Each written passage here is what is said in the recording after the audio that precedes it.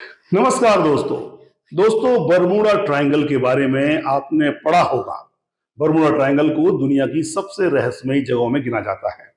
कहा जाता है कि इस क्षेत्र से गुजरने वाले जहाज गायब हो जाते हैं। कुछ अनजान शक्तियां उन्हें अपनी ओर खींच लेती हैं।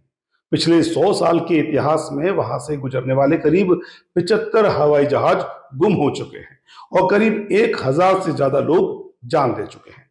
बर्मुडा ट्रायंगल उत्तर अटलांटिक महासागर में ब्रिटेन का एक इलाका है जो अमेरिका के पूर्वी तट पर मियामी के करीब है। आज हम आपको बर्मुडा ट्रायंगल के बारे में इसलिए बता रहे हैं दोस्तों, क्योंकि प्रधानमंत्री नरेंद्र मोदी की विदेश नीति आज ऐसे मोड़ पर नजर आ रही है जो देश की अर्थव्यवस्था, प्रोडक्शन और रोजगार हर लिहाज से एक नाजुक स्थिति में है। जिस देश की वजह से भारतीय मैन्युफैक्चरिंग और प्रोडक्शन सेक्टर मंदी का शिकार है।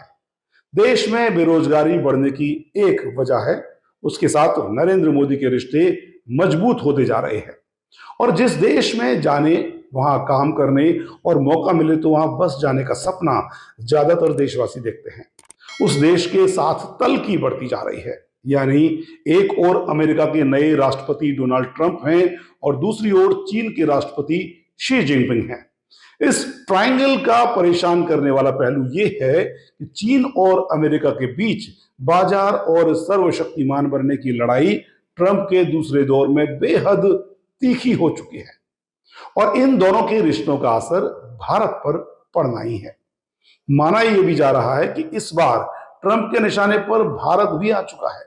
तो इसकी एक वजह आपसी रिश्तों और ब्रिक्स के जरिए प्रधानमंत्री नरेंद्र मोदी की चीन के साथ बढ़ती करीबी भी हो सकती है।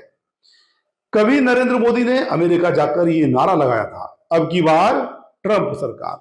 लेकिन अब ट्रंप के दूसरे दौर में नरेंद्र मोदी के रिश्ते भी रहस्यमयी तरीके से बदलते हुए नजर आ रहे हैं।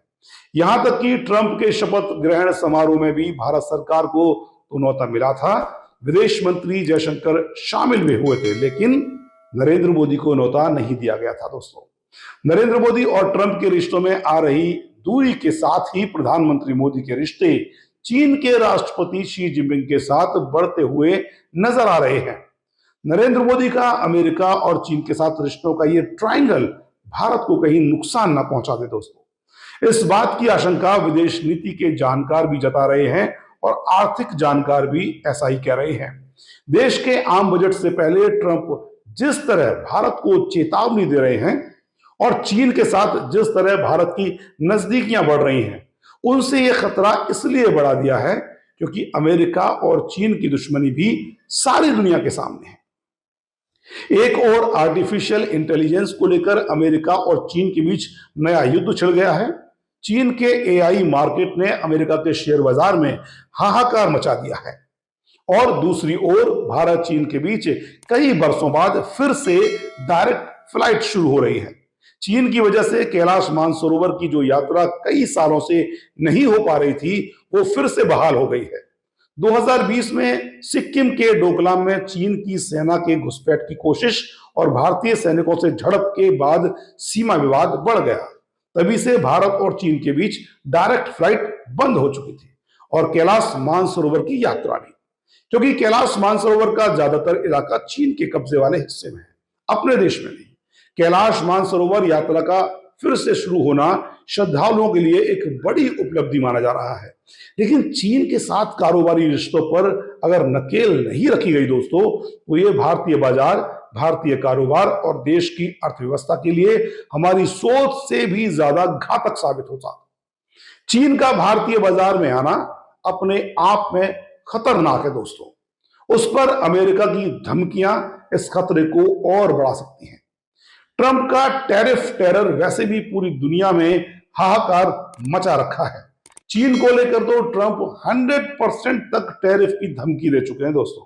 इसी बात से घबराए चीन ने भारत के साथ अपने रिश्ते और मजबूत करना शुरू कर दिया है, क्योंकि अमेरिकी बाजार में जाना महंगा होगा तो अब उसे अपने माल की खपत भारतीय बाजार में ही बढ़ानी होगी। जबकि भारत की इकोनॉमी और मैन्युफैक्चरिंग सेक्टर पहले ही चीन के माल की वजह से गर्त में जा चुका है। इसका सीधा असर प्रोडक्शन और रोजगार पर भी पड़ रहा है। ऐसे में चीन के माल की भारतीय बाजार में खपत और बढ़ी तो हालात बद से बदतर हो जाएंगे दोस्तों।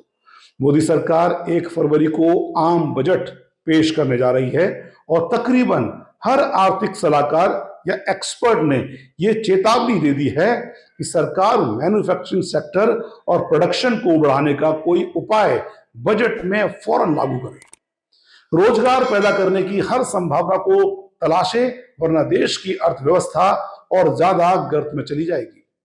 मिडिल क्लास की हालत बेरोजगारी के साथ साथ बढ़ते टैक्स की वजह से विस्फोटक होती जा रही है दोस्तों। इन हालात के बीच चीन के लिए बाजार को और ज्यादा खोल देना और अमेरिका के साथ टैरिफ बढ़ने का रिस्क भारत के लिए नई आर्थिक मुसीबत ला सकता है। सिर्फ आर्थिक ही नहीं, प्रवासियों को लेकर ट्रंप का सख्त रुख और वीजा को लेकर पाबंदियां भी कई मुसीबतों की वजह बनेगा।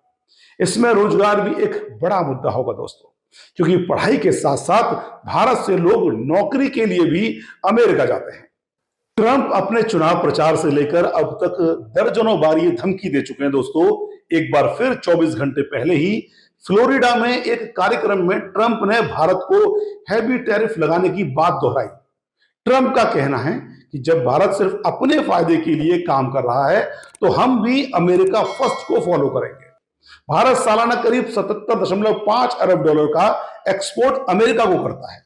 टैरिफ बढ़ने से भारतीय माल अमेरिकी बाजार में महंगा हो जाएगा और खपत कम हो जाएगी। इसका सीधा असर डॉलर के भंडार पर पड़ेगा। रुपया पहले ही डॉलर के मुकाबले काफी रिकॉर्ड स्तर पर नीचे जा चुका है। ट्रंप अपने देश को लेकर जिस बात से फिक्रमंद हैं, वो भारत की चिंता पहले होनी चाहिए, क्योंकि भारत आबादी में अमेरिका से करीब 4 गुना बड़ा देश है, लेकिन बिजनेस और एम्प्लॉयमेंट की फिक्र भी यहां इतनी ही ज्यादा होनी चाहिए दोस्तों। चीन का सस्ता सामान जितना ज्यादा अपने देश में आएगा, देश में उन सामानों की मैन्युफैक्चरिंग उतनी ही कम होती जाएगी। कुछ सामान ऐसे हो सकते हैं जिन्हें बाहर से मंगाया जाए, लेकिन सुई से लेकर हवाई जहाज के पार्ट तक सब कुछ चीन से लेना क्या जरूरी है? आप अब जानते हैं कि कैसे होली की पिचकारी, कलर भारत के बाजार में भर जाते हैं।